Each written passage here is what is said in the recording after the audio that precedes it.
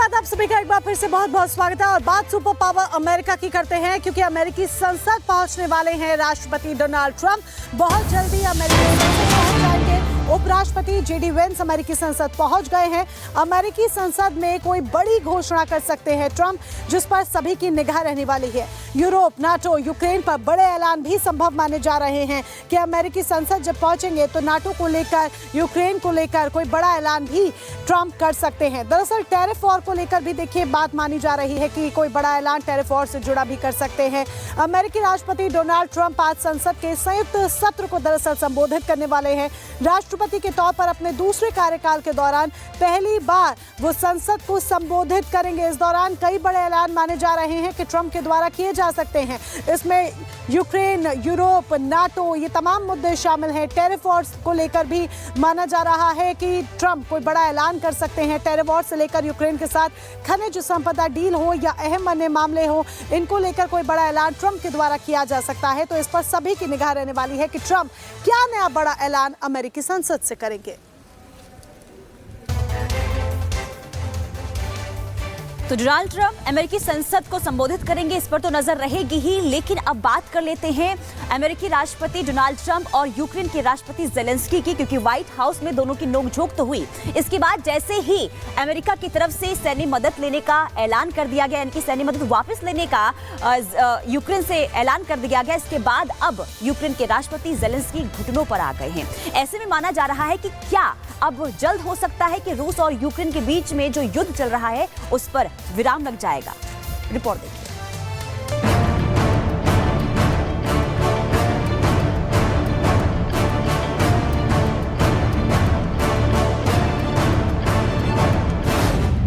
Zelensky के तेवर पड़े नर्म,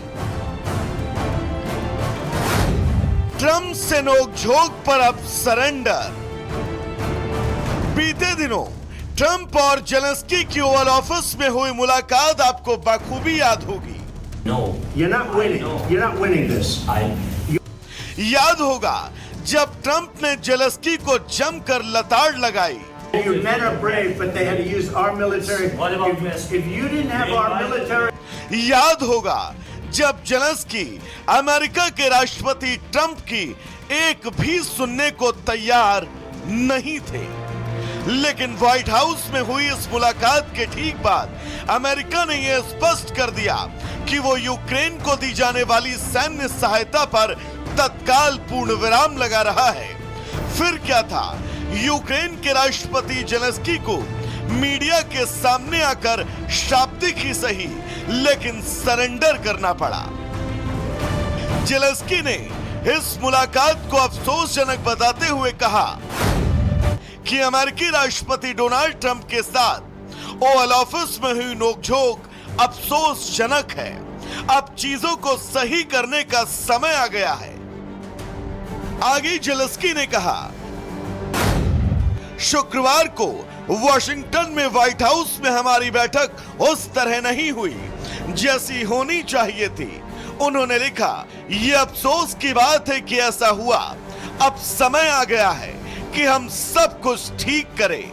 हम चाहते हैं कि भविष्य में सहयोग और संवाद रचनात्मक हो। जेलेंस्की के प्रतिक्रिया ऐसे समय पर आई जब वो जानते थे कि ट्रंप से बहस के बाद अमेरिका रूस और यूक्रेन युद्ध के बीच अब एक और फ्रंट तैयार कर सकता है।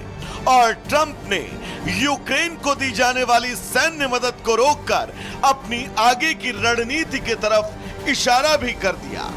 खैर, अब जेलेंस्की के इस बयान के बाद अमेरिका का अगला रुख क्या होगा, ये देखना बहुत दिलचस्प है। Bureau report, Republic Bharat.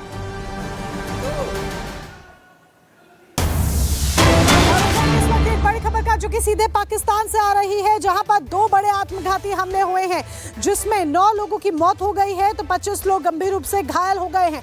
पाक दावा कर रहा है कि इस आत्मघाती हमले में 6 आतंकियों को मार गिराया गया है। बड़ी जानकारी पाकिस्तान से, जहां पर 2 आत्मघाती हमले हुए हैं। हमला इतना भयंकर ये था जिसमें 9 से ज्यादा लोग अपनी जान गंवा चुके हैं, 9 से ज्यादा लोगों की मौत हो गई है। तो गंभीर लोगों की बात करें जो कि घायल हुए हैं गंभीर रूप से, वो 25 है उनकी संख्या। 25 लोग गंभीर रूप से घायल हो गए हैं। तो पाकिस्तान के बन्नू छावनी की चार दीवारी में विस्फोटकों से भरे वाहन घुस गए और आत्मघाती हमले को अंजाम दिया गया, जिसमें 9 लोगों की मौत हो गई, जबकि 25 लोग इसमें घायल हो गए।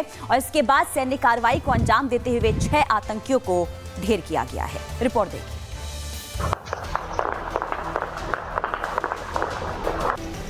धुएं का गुबार, गोलियों की आवाज, चारों तरफ अफरा तफरी। ये तस्वीर पाकिस्तान के खैबर पख्तूनख्वा की है, जहां 2 आत्मघाती हमलावरों ने खुद को विस्फोट से उड़ा लिया।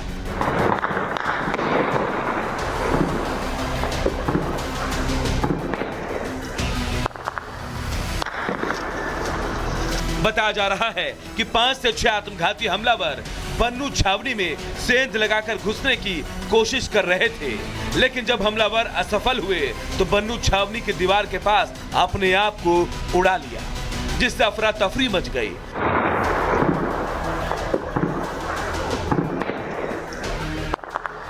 आत्मघाती हमले में 9 लोगों की मौत हो गई, जबकि 25 लोग घायल हो गए हैं।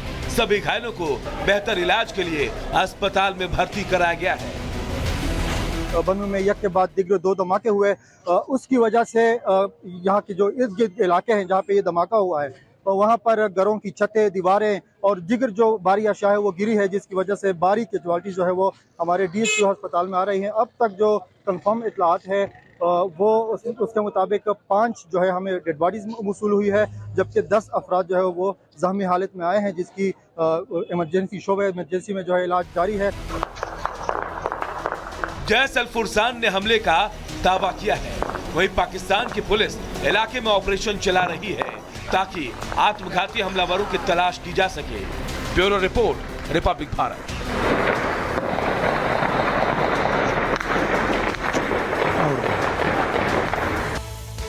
तो सेमीफाइनल्स का मुकाबला बेहद दिलचस्प रहा। ऑस्ट्रेलिया को हराकर भारत ने जीत दर्ज की है और इसके साथ ही फाइनल्स में अपनी जगह बना ली है।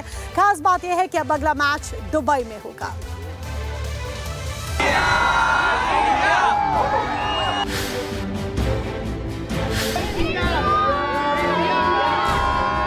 फाइनल में भी ऐसे जीतेंगे।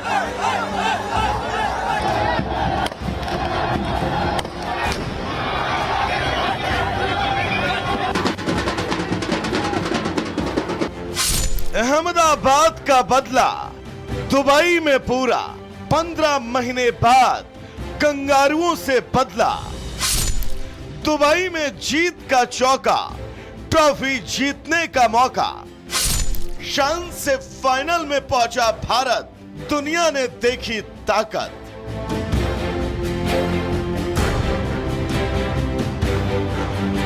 ये जीत का जश्न है, ये शोर शराबा उत्सव का है,